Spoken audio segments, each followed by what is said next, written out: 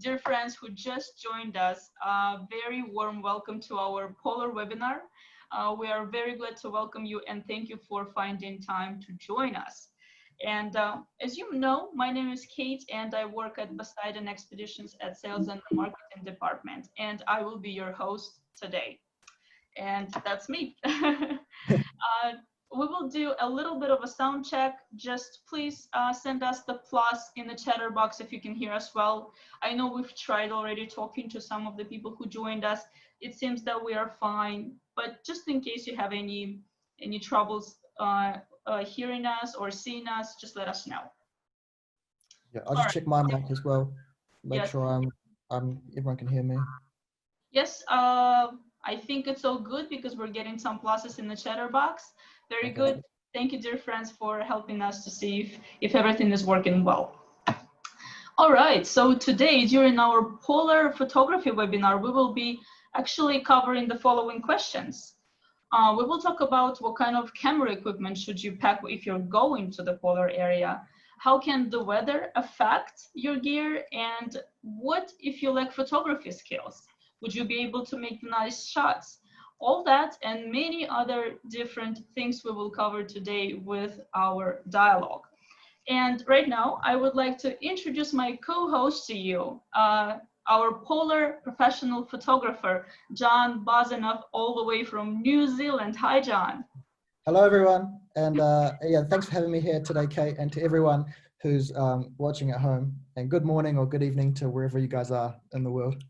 I think we can really use all sorts of different salutations saying good morning, good evening, and good afternoon, because people from so many different places are joining us. And John, really huge thanks for you to staying up late because it's actually 9 p.m. in New Zealand at the moment. Yeah. And while we are on this topic, how about, dear friends, you share with us your locations? Again, if you could, in the chatter box, let us know where you're based and from where you're watching us, that would be really great. Netherlands, all right. UK, Australia, Germany, all right. England, and of course, Russia, we have some.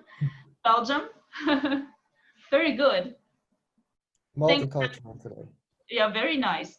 And you know, it's always very good to see that we have, you know, we're all here from all different parts of the world talking about such unique areas as polar regions. All right, so before we actually go to real business, I would like to tell you a couple of words about our company, about Poseidon Expeditions. John, and if you can flip to the next slide as well. Yep. Thank you so much. So Poseidon Expeditions has been on the market for more than 21 years. For all this time, we have been offering expedition cruises in the Arctic and Antarctica. We are operating 2 different ships that you have just seen on the previous slide. And with Sea Spirit, we are taking passengers to the Arctic and Antarctica.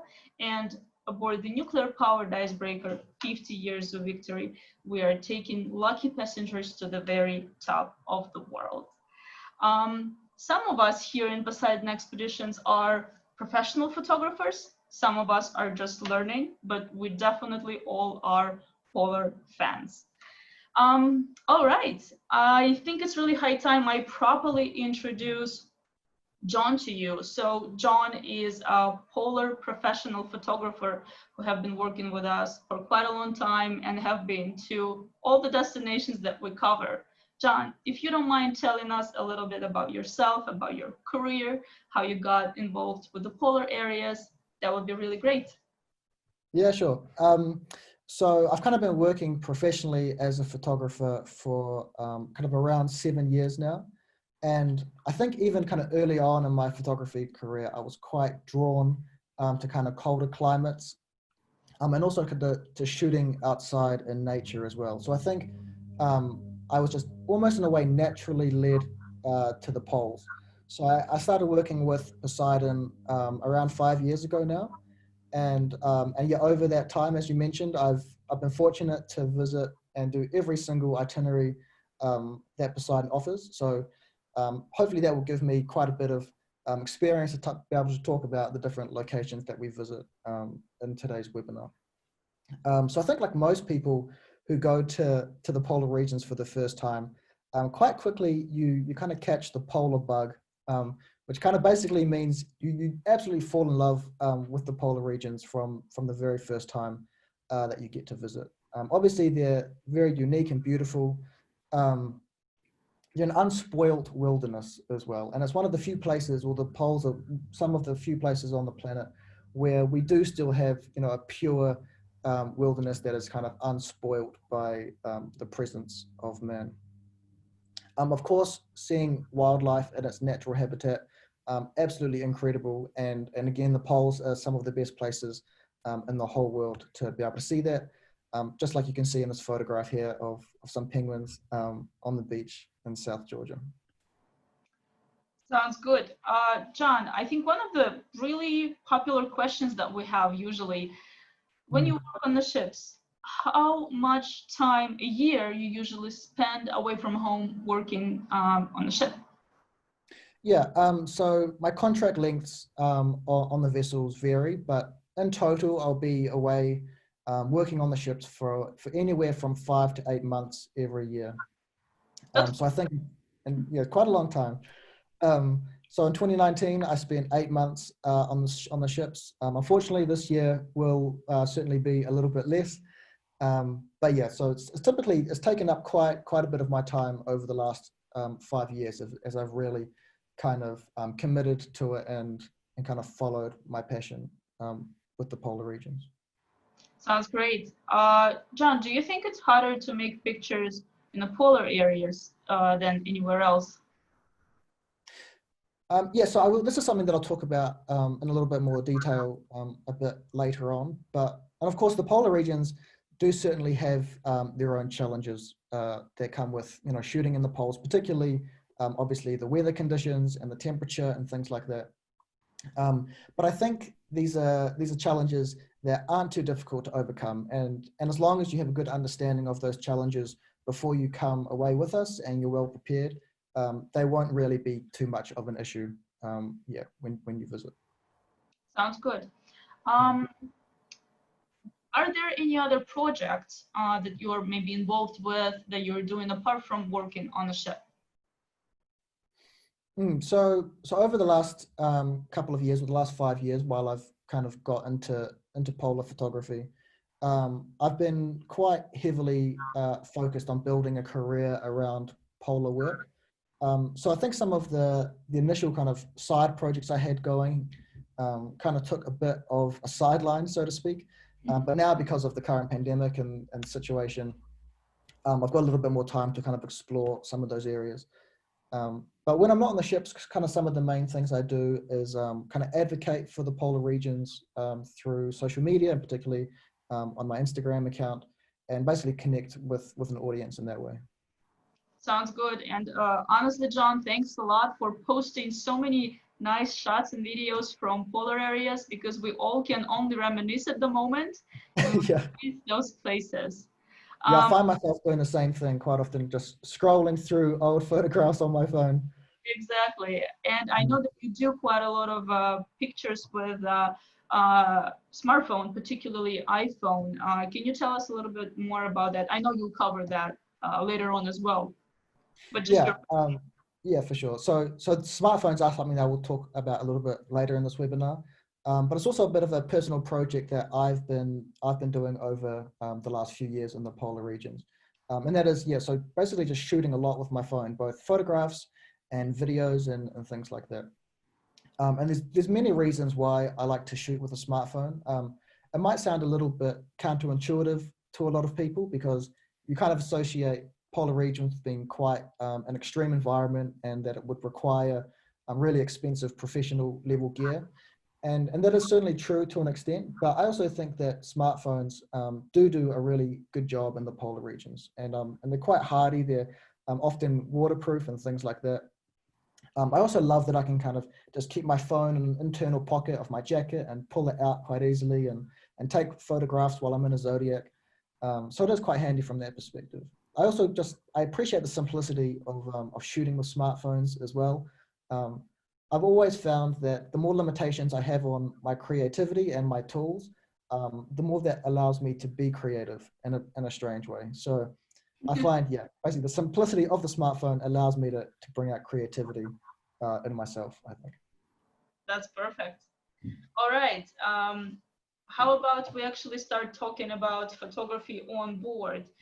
How do we accommodate for those who are keen on photography and who are joining polar cruises?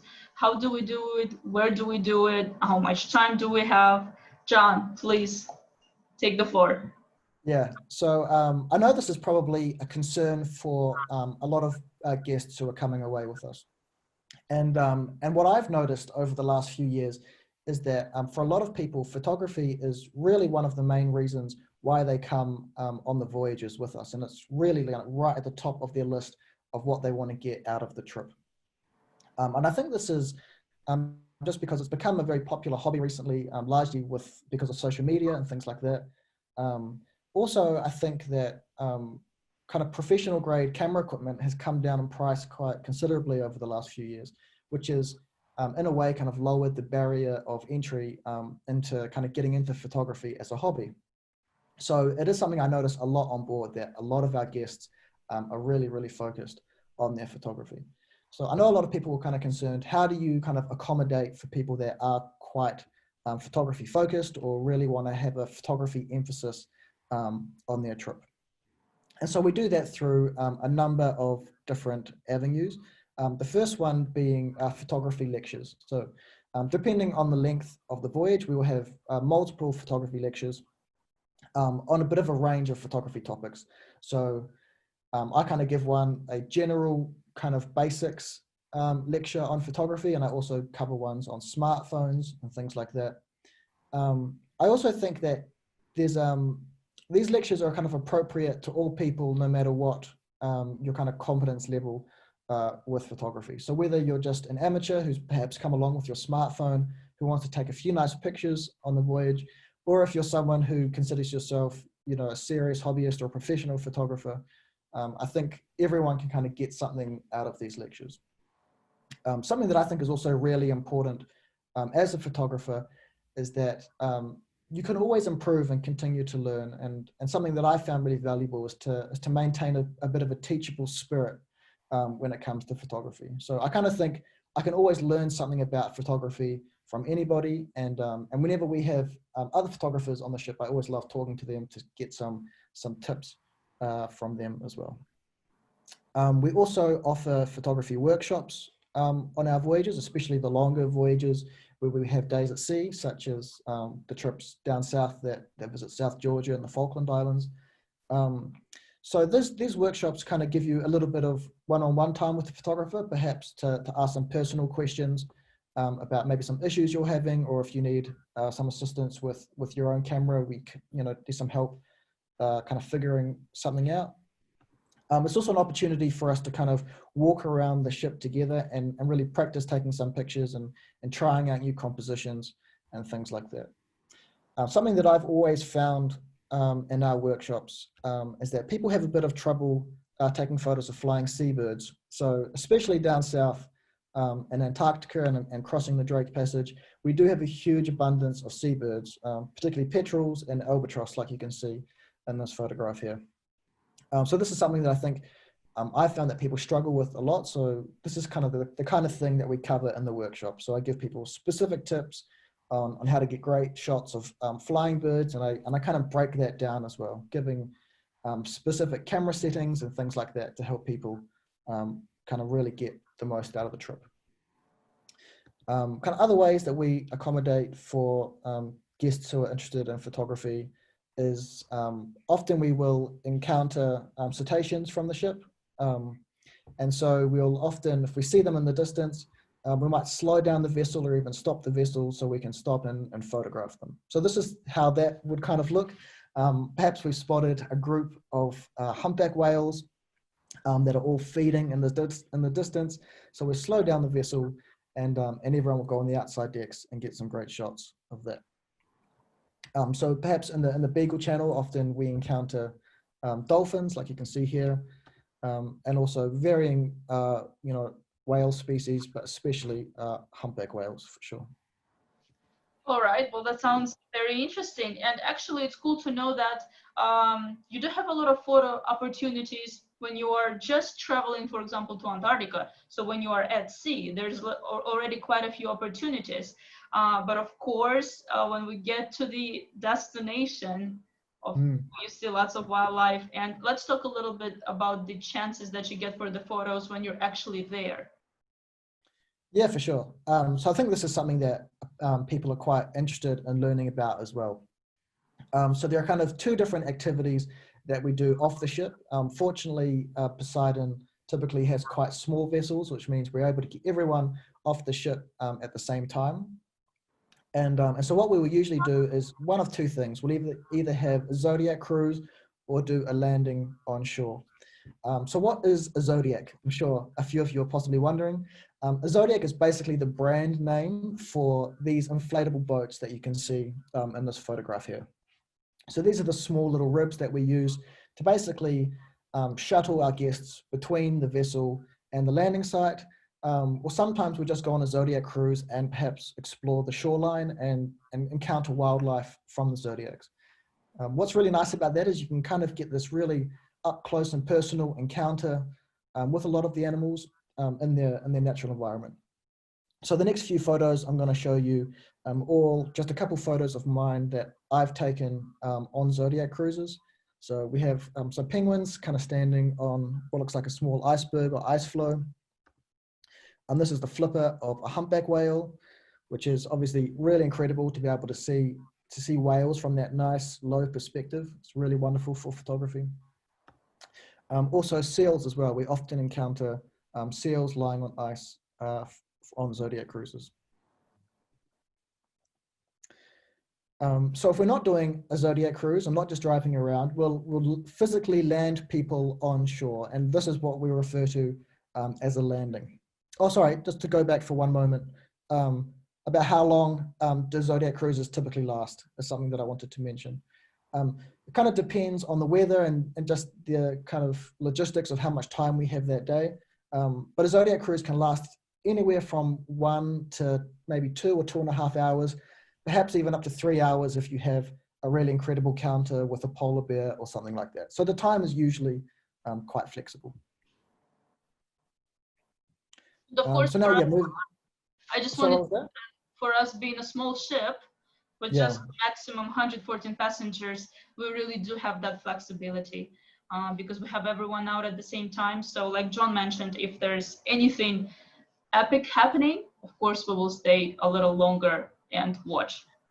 Yeah, certainly. And this is also something that's quite unique about Poseidon, in that we have shipped a small ship. We are able to get everyone off the vessel, whereas I know that some of the other operators who have larger ships and upwards of 200 to 500 passengers often can only visit perhaps one landing site in a day, and they'll have to take turns with people landing on shore. The whole operation takes a lot longer. So being a small ship allows us to be very flexible with our time, which is really nice. So landings on shore. So what's a landing? It's basically where we get to spend time physically on shore. Here, landings will typically last anywhere from maybe 1 to 3 hours in length. And this really gives us a lot of time to be able to sit down with the animals and kind of really take in the sights and everything like that. So what's quite nice is you can really kind of slow down and set up your composition, help you to capture, those magical moments that perhaps only last for only a split second. Take in these beautiful landscapes. Here we have someone taking some photos of what appears to be, I think, some small flowers or something like that up north in Svalbard. And so something else that we'll often do is we'll have a photography group on shore. So we might split our passengers into a few different groups. So you might have perhaps one group going on a long hike, one group going on a medium-sized hike, and another group might stay with the photographer, perhaps close to the beach or the shore, where they can kind of get some tips about their composition and taking photographs, kind of one-on-one with the photographer like that. So some people might think you might be missing out a little bit by, just staying to take photos and not going on some of these hikes. And the hikes, of course, can be really incredible when you visit see some beautiful landscapes. But the truth is that most of the wildlife, they're often moving between the ocean and the beach. And so they're always, or very often, in a very close proximity to the landing site. So if you kind of have or want to do a bit of a focus on wildlife photography, staying close to the beach is a really fantastic idea. And I found that I would say the majority of my photographs, of my favorite photographs of animals are often taken very close to the beach and very close to where we physically land with the Zodiacs. Thank you very much, John, for talking about all the different opportunities that we have while we are going on a cruise to the Arctic or Antarctica. How about we talk a little bit about the equipment that you would recommend taking to the cruise if you want to make nice shots of wildlife and, of course, the nature? Yeah, sure. So these are kind of the two groups that we can usually split our guests into when it comes to photography. You have some people that might only just come with a smartphone and just there to get a few nice pictures, and other people who come with incredibly expensive professional grade photography equipment, who are really avid photographers and have this as kind of the primary objective of their voyage. So a question that I get a lot of the time is, what is the most appropriate camera equipment to take on a polar voyage? So I'm going to start out for those people who don't mind investing quite a lot in camera gear and are really interested in photography. I'm going to get a little bit technical for a second here, talking about different lenses and things like that. So yeah, if you're more of like kind of an amateur or hobbyist photographer, just bear with us for a couple of minutes as I kind of go over that information. So the first thing I would recommend is bringing an interchangeable system camera or interchangeable lens camera. So these are essentially like a DSLR or a full frame mirrorless camera. And this will really allow you to kind of get the most out of your photography. I always recommend that people bring two different kinds of lenses with them. The first one being a wide angle lens. And the main focus for the wide angle lens is for to capture photographs of both people and also of landscapes. So the example lens I've got in this photograph here is a 15 to 35 millimeter. So something like that would be all right, or perhaps a little bit longer, around 24 to 70 millimeter works really well as well. So yeah, a wide angle lens is great. I'd also recommend bringing a telephoto lens. The main focus of this is of course for wildlife. So when we can't get incredibly close to our subject, we'd rather use a longer telephoto lens. So this is the lens that I'm currently using. It's a Canon 100 to 400 millimeter. I find that this is usually adequate for all of my wildlife photography. The only kind of exceptions to that is sometimes with polar bears or flying seabirds. If your subject is really, really far away from you, and occasionally polar bears are quite far away, you would be better off with a lens that's longer than this, so somewhere around 500 or 600 millimeters.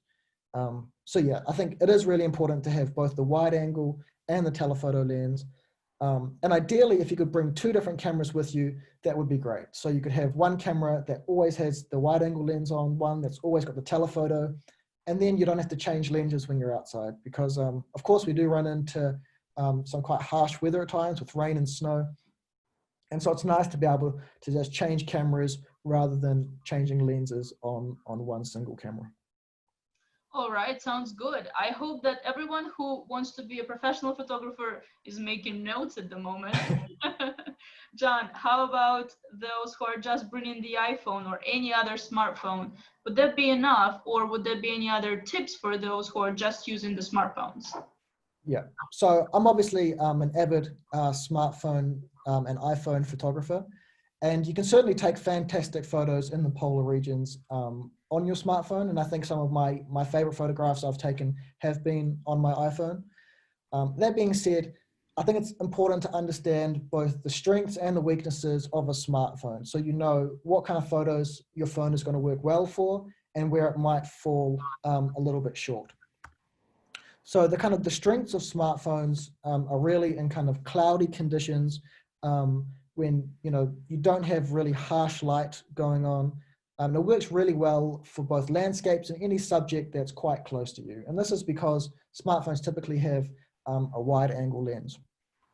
Where they don't work so well is when your subject is really far away. So basically photos of polar bears or flying seabirds. The truth is that if you're traveling to the Arctic and you're just bringing your smartphone, you're not going to get a good photo of a polar bear on your phone. You might be able to get a photo of a bear. It might look something like this, but you're not going to get a really kind of fantastic, nice close-up shot.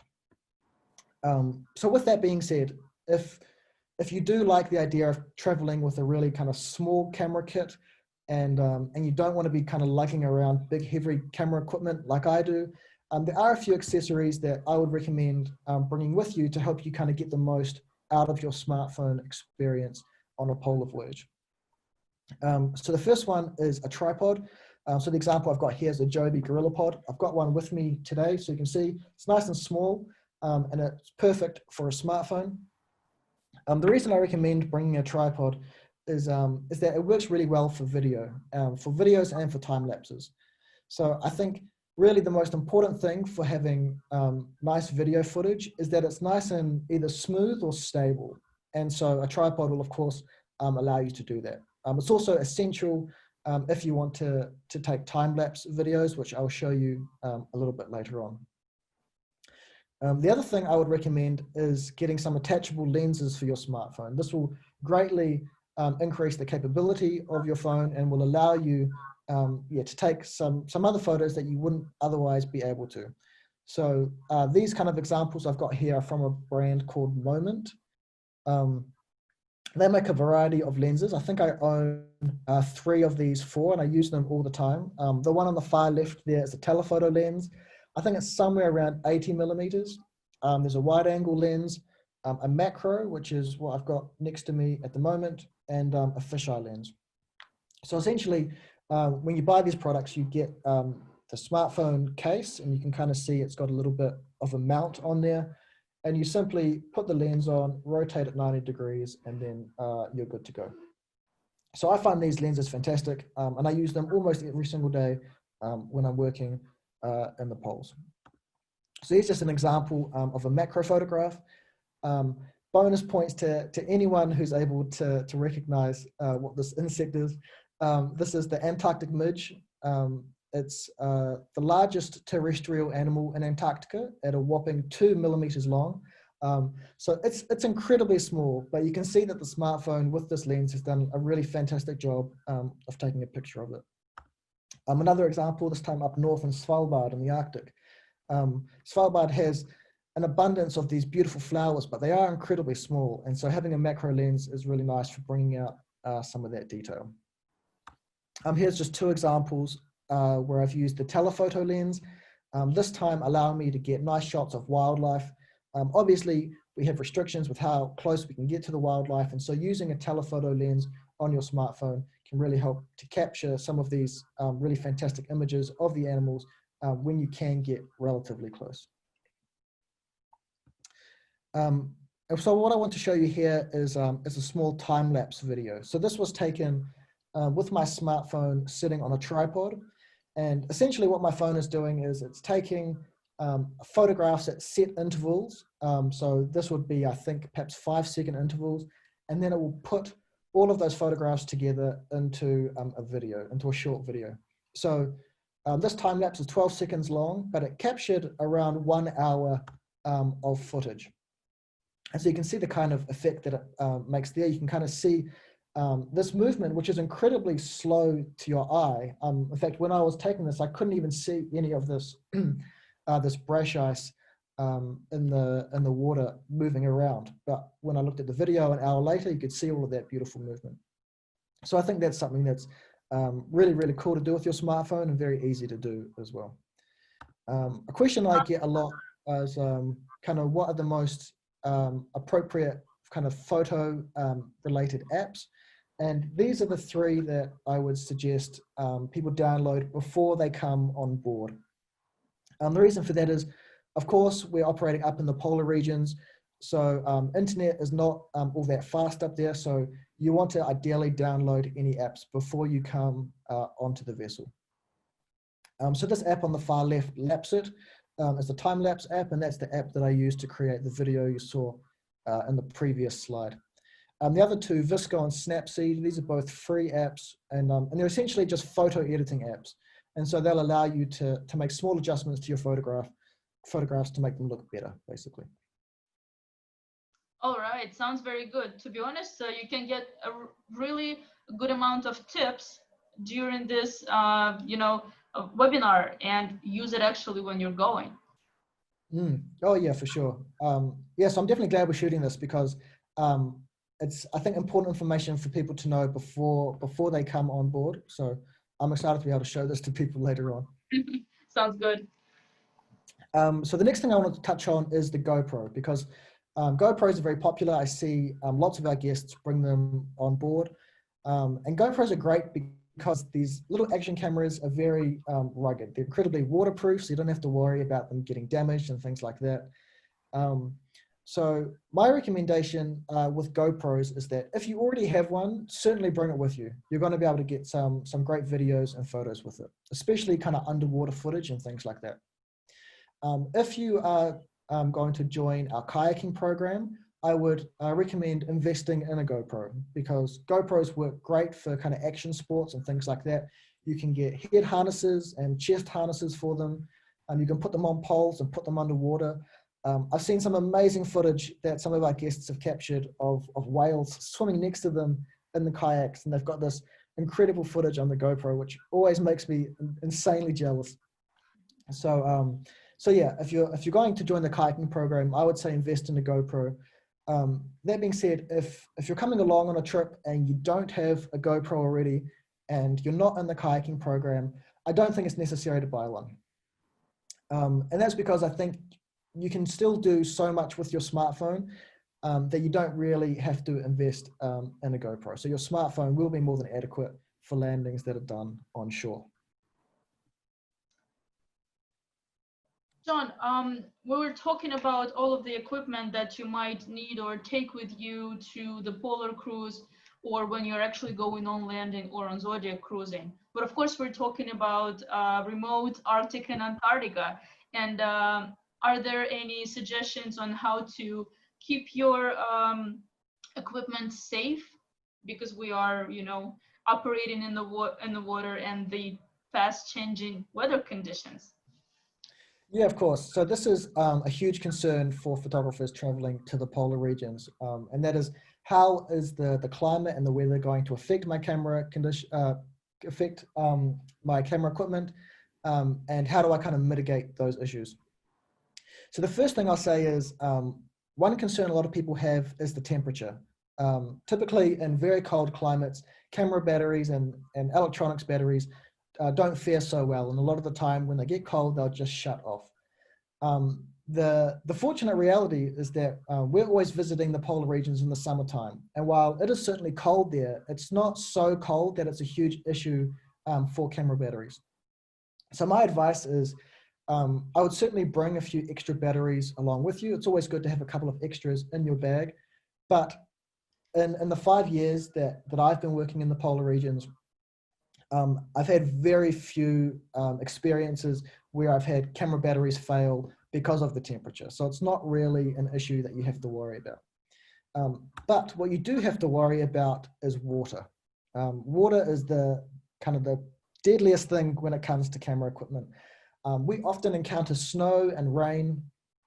Often we're out in the Zodiacs and it can be quite windy and there's a bit of a swell in the water. And we have a bit of sea spray coming into the Zodiac and often giving us a little bit of splash. Unfortunately, I have seen many cameras basically get water damaged and destroyed on voyages. Either people dropping cameras or phones into the ocean, or perhaps it's raining or snowing really hard for quite a long time and they have it in a backpack that's not waterproof and the camera gets wet, or they're holding it in a Zodiac and have kind of sea spray coming into the Zodiac and getting the camera gear wet. Obviously, this is really unfortunate and not something that I want to happen to anybody. So my recommendation is that before you come, if you're bringing expensive camera equipment, it is essential that you invest in dry bags for your camera gear. The one you can see on the left here is just a small dry bag. They're essentially kind of well-made, fancy plastic bags. So you're able to put your camera inside, roll it up, seal it, and that will make your camera equipment completely safe, as the bag is totally waterproof. On the right-hand side, you have a dry bag backpack. It's basically the same thing as the dry bag on the left, but a larger version with straps. And so I think these are a fantastic investment to bring with you on your trip. And if you're bringing expensive camera gear, I would go as far as to say that it's essential that you bring something like this. And John, you can also use those dry bags anywhere you travel if it's connected with the water. It doesn't have to be just the polar area. It can be anywhere else if you're going on a cruise or doing kayaking or any other things that involve water. And yeah, certainly. Yeah, sorry, carry on. I just wanted to say that from my experience when I went on the cruises, I've seen people trying to use the Ziploc bags or even plastic bags. And I'm sure, John, you can comment on that. Yeah, so I've seen this many times, is that people basically come on the voyages ill-prepared, and so perhaps, they come on a trip and then they look outside one day and see that we've got a bit of rain or snow, and they're like, oh, okay, I need to find something to protect my camera gear, and all they've got with them is, like you said, a Ziploc bag, or maybe a plastic bag that they had in their luggage with them, and they kind of try and use that to put it over their camera and protect it, and it kind of works but kind of doesn't work. It's also, there's a small plastic bag that can easily blow away in the wind, which is both frustrating and not something you want to happen in a wilderness area. So yeah, definitely try and come prepared with some proper, well-made dry bags, and yeah, you'll be good to go. Sounds good. John, how about we now talk about what kind of wildlife you can expect to be able to photograph when you're going to the Arctic or Antarctica? I think it's also one of the very important questions for travelers. Yeah, certainly. And I think obviously Poseidon offers quite a few itineraries, and I know it can be a little bit overwhelming, especially for a photographer who perhaps is interested in taking photos of wildlife. You don't know necessarily what wildlife you're going to encounter in each location and with each itinerary.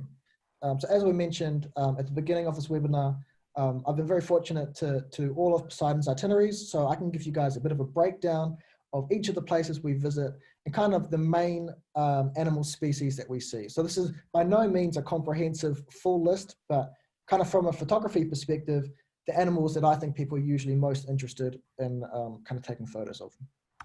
So we'll start off in South Georgia. South Georgia is very well known for its king penguins, obviously an absolutely beautiful penguin species. We see them in huge numbers in South Georgia, massive colonies, sometimes hundreds of thousands of these birds congregated together, like you can see in this photograph here. And something I love about king penguins is that they're an incredibly inquisitive species, and they're really, really curious. So you can see here we've got my smartphone sitting on the little tripod. And this is something that I often will do quite often, is that I'll put my camera down or my phone down on the beach, walk away from it, leave it for 10 or 15 minutes, and then the penguins will often walk up to my camera and kind of look at it and stick their face in it, and I'll get some super cool video footage out of it. So yeah, king penguins in South Georgia are always the biggest highlight for me. I also have macaroni penguins in South Georgia. Elephant seals, and particularly the elephant seal bulls, the large males, which are really incredible. So this is, I believe, a fully grown male that can weigh up to 4 tons. They're the largest seal species on the planet, and yeah, certainly another one of the main highlights in South Georgia. Especially early season, when they're the males will be fighting and jousting amongst each other and trying to establish their own harem on the beach. It's really interesting behavior both to watch and also to photograph. You have a huge abundance of other birds as well, such as giant petrels, lots and lots of fur seals. These are 2 young Antarctic fur seal pups. And of course, any birder would love to photograph the South Georgian pipit, which is an endemic bird, which has been recovering really, really well since they did the rat eradication project there a few years ago. Moving on now to the Falkland Islands. I've always found that the Falklands are a little bit underrated in a way, especially from a photography perspective. And I think that's because in some respect, it gets a little bit overwhelmed by South Georgia, because South Georgia is obviously such an incredible archipelago. But the Falklands is really amazing as well in its own right, and certainly for photography too. So one of the spots that we always visit when we go to the Falklands is a small island called West Point Island. There's a huge colony there of black-browed albatross, and you can see our guests here surrounding the colony, these birds in huge densities. As the wind picks up as well, often we have hundreds of albatross flying around in the air, kind of whooshing down over your head. It sounds super cool when you're there, quite a surreal experience as well. Visiting later on in the season, you can see the albatross chicks as well, which is lovely. And you can kind of see in the background of this picture, in amongst the albatross, you also have rockhopper penguins as well. The other penguin species which you can see in the Falklands are Magellanic penguins too. And moving on now to a bit further south, down to Antarctica. We have, obviously, Antarctica is known for its huge abundance of wildlife, but especially penguins and seal species. So you have the chinstrap penguin, one of the most numerous penguin species on the planet. The gentoo penguin. Gentoos, I think, are probably the most common penguin species that we encounter in the peninsula. Interestingly, they're not actually a very common penguin species. Like the numbers are not as high as what you have for the chinstraps or the adelies. But we're quite fortunate that a lot of the sites that Poseidon visits are where the gentoos are. So it's quite a nice experience to be able to see them. You also have the true Antarctic penguin, the adelie as well. Moving on now to the pinnipeds, we have what I think is the most beautiful seal species, the Weddell seal, also kind of known as singing seals as well, because they make quite incredible and airy sounding vocalizations. Also a favorite of many, the apex predator of Antarctica, the leopard seal. Leopards are incredible looking animals. They have a quite reptilian looking face, quite intimidating animals. And we often have very close encounters with them as well. So you can see here, we've got quite a curious one coming right up to the side of the Zodiac. Just a quick question here, John, if you don't mind, about Yes. the previous slide. Yep. So that's a very cool picture, very lively one. Do you mind just telling us what kind of camera or phone, probably camera, you use to make that exact shot? Yeah, sure. So this was taken with a telephoto lens for sure. There's no way you'll get a smartphone photo like this, kind of showing close detail of an animal. You wouldn't want to be that close to a leopard seal. So yeah, this was with my 100 to 400 milliliter lens. I can't remember the exact focal length I was using, but if I were to guess, I would say probably around 300 millimeters. As you can see in the slide, they do often come very, very close to the Zodiacs. A lot of the time, when I see them with my guests, we'll just turn off the engine of the Zodiac and just watch as the seal kind of swims around us playfully in and out of the water. And it's just incredible to watch, and also to obviously get photographs of as well. Perfect, thanks. So we also have the crab-eater seal. This is the most abundant seal on the planet, but it's endemic to Antarctica. So if you want to see them, that's where you've got to go. A favorite of many as well are the orca or killer whale. Quite interestingly, I think over the last few years, the sightings we've had with orca are definitely increasing in Antarctica. And I don't know if that's purely just coincidence, or maybe it's kind of indicative of a warming climate. But yeah, I think last year during the Antarctic season, I was there for a couple of months, and we had 5 or 6 encounters with orca, which was pretty incredible. Definitely the most I've had in one season. Absolutely. Also encounters with whales as well, particularly humpback whales. We can encounter them both from the vessel and also from the Zodiac. I did say usually for wildlife, we want to be using telephoto lenses, but there are times when they do come incredibly close to the zodiacs. I've had situations where I've had them basically sitting right next to me, and in these situations, a smartphone would be adequate to get a picture of a whale in a situation like this.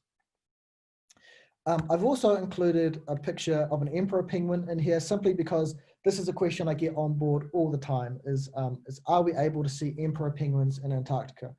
The sad reality is that they're very difficult to find on the western side of the Antarctic Peninsula.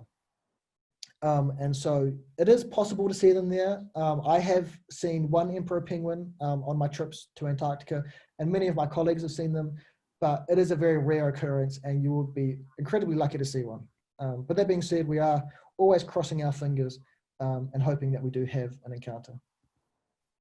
I think it can be considered more like an exception than the rule, that you can actually see them at the peninsula, right? Oh, certainly, yeah. I mean, I think I've done probably close to 50 voyages down there, and I've only been lucky enough to see an emperor once. So it is definitely a rare situation. Exactly. Thanks a lot, John, for showing us all of the Antarctic wildlife. Fascinating. Every time you see pictures like that, you want to come back. That's for sure.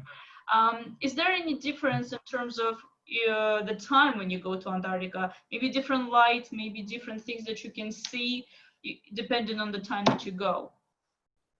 Yeah, so this is something that I was quite curious about as well, and seeing the polar regions in Antarctica at different times of the year to see how things change, both the landscape and also the different wildlife species that you see.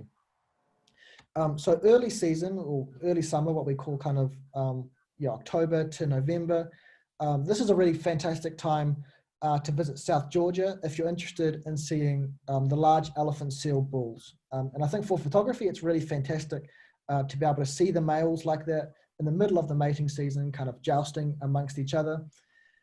So yeah, South Georgia is fantastic early season. Antarctica as well is always very kind of snowy and white early season as well. This is because it's just after the winter has finished. You still have all of that residual snow lying around. And so you have a very kind of white Antarctic experience, like you can see in this photograph here of Kuvu Island. It's also around this time that the penguins are returning from the ocean to the land to basically start breeding. So if you're interested in seeing penguin copulation, if that's your thing, this is a good time to come to Antarctica. And this is also when you'll see the penguins nesting as well. So you have the penguins on their nests and also sitting on eggs. So then in the midsummer, so December to January, this is a really magical time of year. So this is when the snow is now slowly starting to melt a little bit and the penguin chicks start to hatch. And I think these photographs kind of speak for themselves.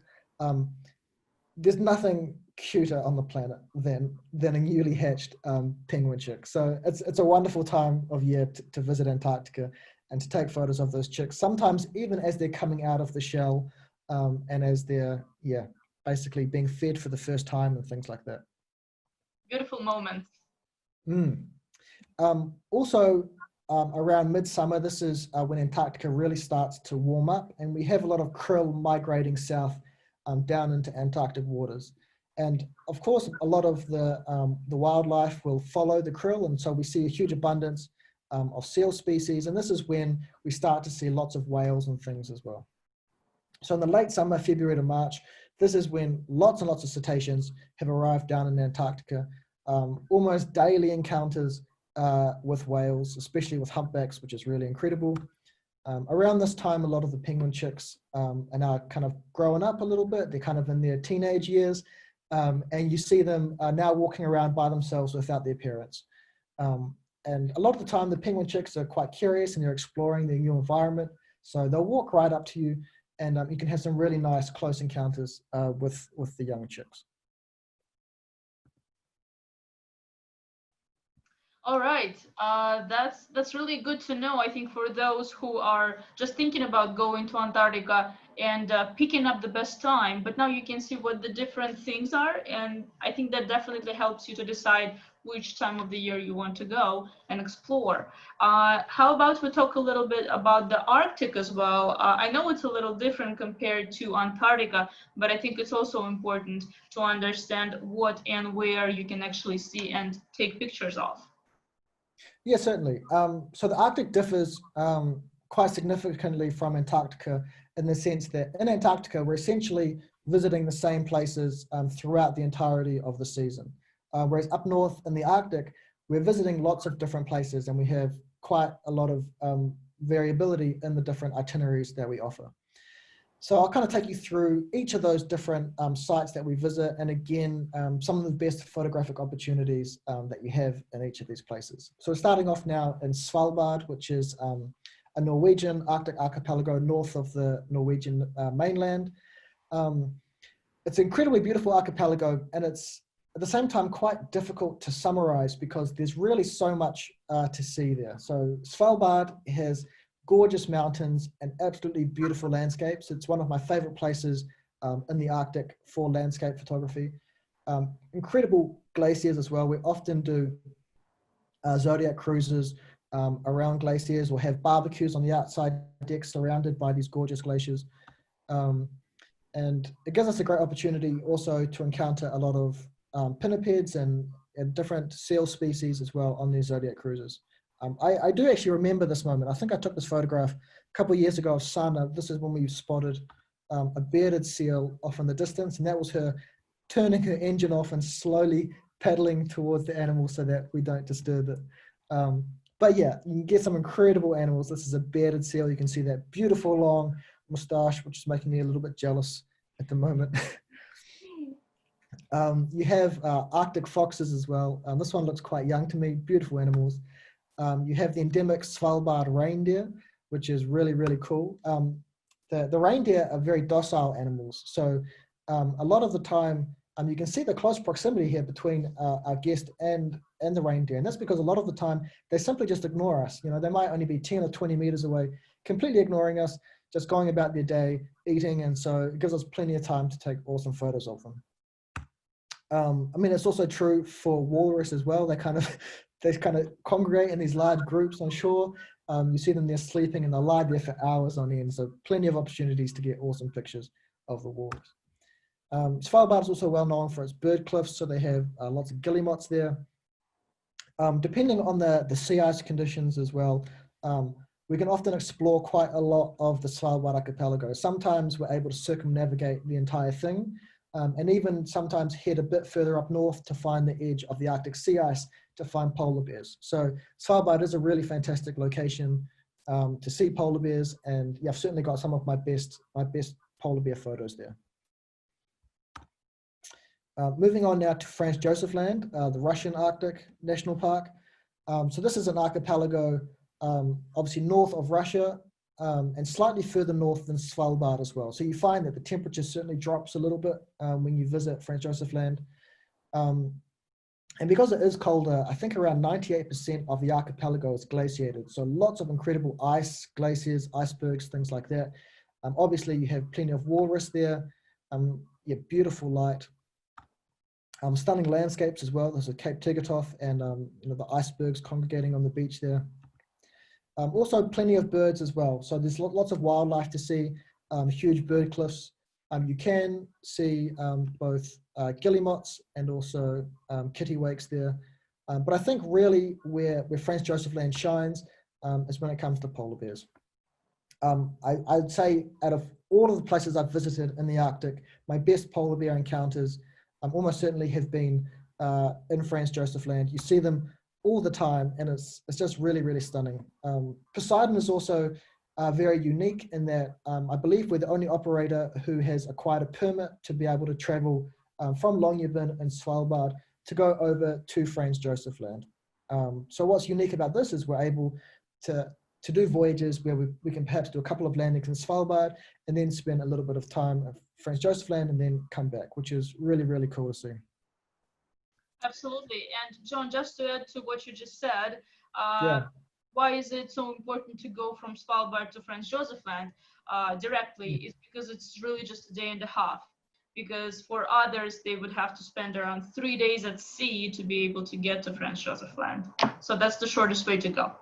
Yeah, exactly. And even on the journey over there, we've seen polar bears swimming in the water, making the journey themselves, seemingly from Svalbard to Franz Josef Land, which is amazing to see that the bears are capable of swimming such massive distances. Absolutely. So moving on to Greenland and Iceland. So typically we will visit these locations towards the end of our Arctic season. And so what this means is that we kind of have the reintroduction or the return of nighttime. The sun finally starts to drop down in the sky. And that kind of gives us this really beautiful light. And so East Greenland is well known for its culture, obviously beautiful landscapes. And when we visit this really incredible golden hour light, any photographer who's kind of been taking photos for a few years and is interested in landscape photography kind of knows the importance and the beauty of that golden hour light. There's of course also wildlife to see there. You won't see as many polar bears and things like that, but what we can encounter quite often are things like the muskox, which you can see here. Muskox are typically quite far away from us when we encounter them, so definitely important to be bringing a telephoto lens on a voyage like this. Also for the Arctic here as well, you want to have those long telephoto lenses. As I mentioned, we do have the return of nighttime towards the end of the season, which means that we do get to see the Northern Lights.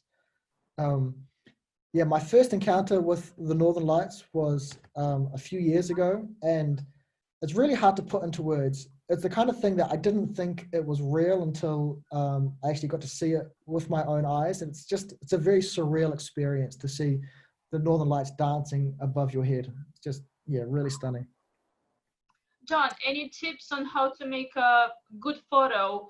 Can you do it with the iPhone, or you have to use the camera? Just like a couple of tips about the Northern Lights. Yeah, okay, that's a good point you bring up, because this is something that a lot of our passengers kind of struggled with when I remember this night exactly, actually, where everyone was on the outside decks, but taking photos of the Northern Lights can be quite challenging. So the first thing I'll say is that you will not be able to get a great photo of the Northern Lights on your smartphone. It's simply not designed to be able to take photos at nighttime when it's really dark like that. So what you will need to do if you want to take fantastic Northern Lights photos is the first thing you need is a tripod. Tripods are essential for Northern Lights photography because you're always doing long exposures and you don't want to get blurry photographs. So yeah, number one is tripod. Number two, you want to have ideally a fast aperture wide angle prime lens. This will allow you to get nice sharp pictures, but also that wide aperture allowing you to take lots of light into your camera really quickly and to get these nice clean looking pictures. Thanks, John. Sounds good. I think it's very useful. Yeah, for sure. But we'll always have a photographer on board, so they'll probably give you a little bit of a workshop on how to take these photos before you do encounter the Northern Lights. So now just moving on to Iceland a little bit. We usually do a couple of landings in Iceland. I'm just going to touch on my favorite landing site here, which is a small island in the north called Grimsey. Iceland is well known for its puffins, and that's because, of course, they're absolutely beautiful birds. One of my favorite birds to photograph in the Arctic. That being said, I think before I saw puffins, I didn't realize how small they were. I think they do in many ways look quite penguin-like. And so I kind of assumed that they were simply the same size as a penguin, but it's not true. They're quite a bit smaller than penguins. So my advice is that if you want to get some really great pictures of puffins, it's really important, again, to have that long telephoto lens to be able to get shots like this one here. Perfect. Well, feels like there's so many things to take to look at and also to take pictures of. Now talking about a very unique destination as such as North Pole, and a lot of people when we have meetings with the clients or with our partners, they actually say, is there anything to take pictures of when you're going to the North Pole? I think you Yeah, can for sure. tell us a little about that, John. Yeah. So this was a concern of mine as well. So this was the very last itinerary that I'd done with Poseidon. And of course, it's quite different from all of the other voyages that we do. And so I was kind of given the opportunity to go and work on the icebreaker. And I thought to myself, this is going to be an incredible experience. You know, get to go to the North Pole and, you know, see the ship move breaking through the ice. But I didn't think that there would be much to see from a photographic perspective. And that's often how I kind of judge the quality of my voyages, because I'm always kind of looking at things through a photographic eye. I was completely wrong. The North Pole was obviously, yeah, an amazing experience, but also one of the best trips I've ever done photography-wise as well. And that's for a number of reasons. So the first one is that you get to visit Franz Josef Land. So either on the way to the pole or coming back from the pole, or perhaps both if you're really lucky, you get to do a couple of landings in Franz Josef Land, which I already talked about a little bit earlier, has some amazing photographic opportunities. Then kind of traveling to the pole itself, you have the icebreaker, you know, that's moving through Arctic sea ice, breaking through ice that's, you know, up to 2.5 or sometimes 3 meters thick. I think this photograph is a really good example of kind of the scale of how big that ice is. Lots of places to take photos, but also it's kind of something that you won't really believe until you see it happening, that the ship is so powerful that it's capable of breaking through this ice. It's absolutely mind-blowing and just really amazing to see. Polar bear encounters as well, something that I didn't expect. I knew that you could see polar bears, but I didn't think you would see them as frequently as what we did. I think on every voyage, we probably saw at least 5 or 6 polar bears, often more than that. I was fortunate to do 3 voyages to the North Pole, and we had lots of encounters with polar bears. And the incredible thing about this ship is that we have officers up on the bridge, or the expedition team, or even passengers looking out the windows, spotting bears, and we slow down the ship. We drive to within a few hundred meters of them, park the vessel, and of course these polar bears have probably never seen a ship before in their life, and they're often quite curious animals, so they'll walk right up to us and might spend 20 minutes or half an hour walking around before carrying off on their way. So some of my favorite polar bear photos I've taken was certainly taken on these North Pole trips. A lot of the time we might see large males like this, but we also had many encounters with mothers with their young cubs as well. So yeah, really, really great trip for being able to encounter polar bears. Also on the North Pole voyages, we try and get up in the helicopter as often as we can, or as often as weather permits. It's really hard to put this into words. Going up in the helicopter, seeing the ship breaking through the ice, like just look at this photo. It's incredibly surreal to be in that environment. Even now, even having done it and spending a month there, it feels like a dream, because it's just like so far detached from, you know, the regular reality of day-to-day life. The experience in the helicopter is really cool. We even managed to get up in Franz Josef Land as well, so you can see some of the Franz Josef Land archipelago from the air, which is a really unique perspective. We then have North Pole Day itself. So obviously we make our way to 90 degrees north, then the vessel finds a good parking spot basically for us to go down onto the ice. We always have these large melt pools, which are great for taking photos of the vessel and getting reflections. Everyone always loves getting these kind of classic hero shots of them pulling the bow line of the vessel along with the 90 degrees North Pole sign as well. So yeah, huge abundance of photography opportunities at the North Pole. As I said, I did 3 voyages there, and I'm excited to get back as soon as I can, because yeah, there's just a limitless amount of photographic opportunities. I think also one of the benefits for actually all of the polar trips is that basically all the time you have 24, maybe in the Antarctica, it's 22 hours daylight, right? Yeah, that's a great point you bring up. Yeah, I mean, especially so in the Arctic, the sun is just doing circles above your head. So, so you can shoot day and night until your heart's content. John, are there, through your experience, and you have quite a lot, is there any particular or any moment that stands out in your memory while you were doing the pictures? Yeah, so yeah, I think I've done somewhere around 100 voyages now with Poseidon. And I can certainly say that the one moment that kind of sticks out of my mind more than anything else is my very first voyage to the North Pole. We arrived at 90 degrees north. We all went down onto the ice, did a bit of a celebration. Some of the passengers were doing polar plunge out into the icy waters behind the back of the vessel. And then the captain starts blowing his horn. And we're all kind of a little bit confused, looking at each other, weren't sure what was going on. Everyone kind of made their way up onto the ship. And then I get a call on the radio saying, a polar bear has been spotted. And I was like, what on earth? Which to those of you at home might not think sounds all that strange or out of the ordinary. But polar bears don't typically go quite that far north. To see one at the North Pole itself is quite an exception. And so apparently that was the first time a bear had been seen that far north in 19 years or so. So it was really an exceptional experience. And so, yeah, we had the polar bear walking around the ship, managed to get this amazing photo of the bear standing on the North Pole sign, incredibly iconic. And I think it'll be a moment that will always stick out to me as a highlight of my polar career. Well, that sounds really fascinating. You're very lucky to experience that, to have polar bear, the king of the Arctic, at the very top of the world. Yeah, definitely. Yeah. Absolutely amazing. Thanks, John.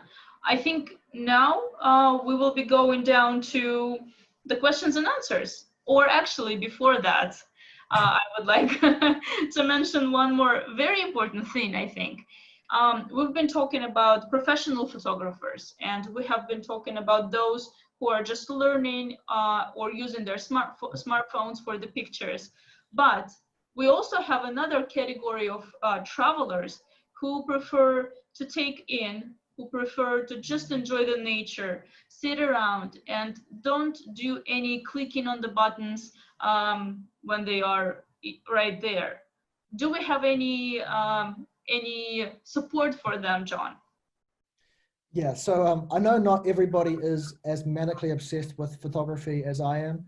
Not everybody wants to spend their entire trip with their face hidden behind a camera. And of course, that's totally okay. I know that a lot of people just want to be able to kind of take in the sights and absorb the environment and watch things with their own eyes. And that's totally okay. So something that we offer at the end of all of our voyage to every single guest is that you'll receive a USB stick, just like the one in this picture here. This USB stick is filled with a lot of different documentation. From my end, I give you a slideshow presentation. So this is basically a 20-minute long video that I've produced on the voyage with photographs and videos from our trip. So I've basically all of the highlights from the trip, photographs of both the wildlife, the landscape, the journey, and also of the passengers as well. In addition to that, I also put on a selection of my personal photographs.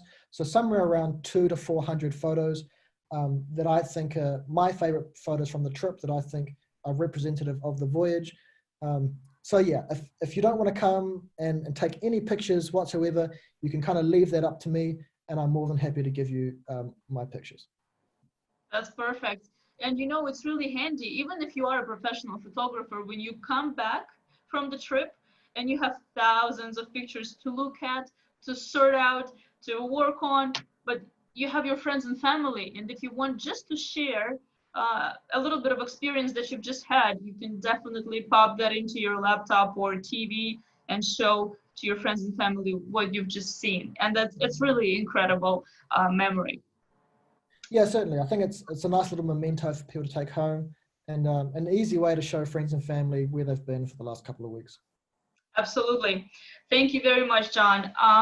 So right now we will do questions and answers, because I'm sure you do have a few. And actually, while we were talking, we did have one of the questions come in.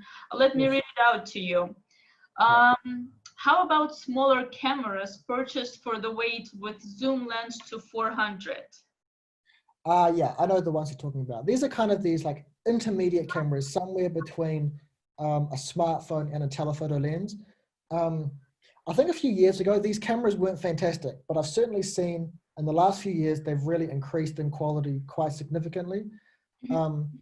So yeah, I think they are actually quite good cameras to take away. One of my colleagues actually uses a camera like this, and he gets some really amazing photographs of wildlife, and specifically, he's an ornithologist. Has amazing photographs of flying seabirds with some of these cameras. So personally, I've never used them, so I can't comment on them too much. But yeah, from what I've seen, you can get some pretty decent shots with them for sure. Sounds good. Thanks, John. Dear friends, please feel free to use the chatter box, send in your questions. We will be glad to answer that. And while you do, I actually do have a question. I do have a question for John. With your experience of working for 7 years in polar areas, I'm sure you've been to other places before. Is there any other place that you dream on going and taking a picture there? Yeah, there's one place I've been dreaming about for the last few years, ever since I learned about it actually. And there's a small island called Snow Hill Island over on the eastern side of the Antarctic Peninsula. It's incredibly difficult to visit. I believe you need both an icebreaker and also a helicopter to get there. But it has the most northern colony of emperor penguins on the planet. And so, yeah, I would love to be able to tick that off the bucket list one day to see an emperor penguin colony, especially to see the young emperor penguin chicks. That would just be really, really cool. That's definitely a call for some happy feet type of pictures. It's also a great place. Really hard to reach, but absolutely worth it. One more question that just came in. Any recommendations about setting for taking pictures of flying birds? Yeah, so this is something that I'd certainly go over on the trip in the workshops. But basically, the most important thing is that you have a very fast shutter speed. On the ship, a lot of the time, the ship will be moving around. Sometimes you're in a Zodiac trying to do it, the Zodiac's moving around. You have a little bit of camera shake from holding your camera and the telephoto lens. And so you've got a lot of movement going on. And so the difficulty with photographing flying seabirds is basically getting nice, sharp images that aren't blurry. And so the most important thing is to have a fast shutter speed. So the main recommendation I give people is a shutter speed of at least 1/1000th of a second. And you want to facilitate that with maybe an ISO of around 200 to 400 or perhaps higher if it's quite dark. And then having your aperture open as wide as you can. So the largest aperture setting you can use will help to give you a fast shutter speed. Thank you, John. I think it's really useful information. Again, if you're not making any notes, we will have a recording so you can watch the webinar again at any time afterwards. As far as I can see, we don't have any other questions because I think we've covered so many of them actually during our talk. And right now, dear friends, we would like to ask you to give us a little bit of a feedback. So right now I will post a link into the chatter box that you can simply click, and then you will have about 5 questions about our webinar. As we mentioned before, this is the 7th webinar that we've done, and we really would like to know your thoughts, your opinion, or maybe your suggestions. The link will be here in the chatter box, so please copy it or click it right away, and then you'll be forwarded to the page that you can see on your screen right now. It will only take maybe a minute of your time at the most. And we are really grateful for you to always finding time to staying with us and to following us and joining us for our polar talks that we really, really enjoy. And of course, my special thanks goes to John today because he's joining us all the way from New Zealand, sharing his absolutely incredible experience with us and the shots. Most of those shots, I think like 97% are actually made by John. Yeah. Thank you very much, John. Yeah, thank you, Kate. And thank you for everyone back home who joined us today. And yeah, hopefully I will see you on board sometime very, very soon. Fingers crossed. Thank you, John. Thanks everyone for joining. Stay tuned for our further webinars and stay well. Thank you very much.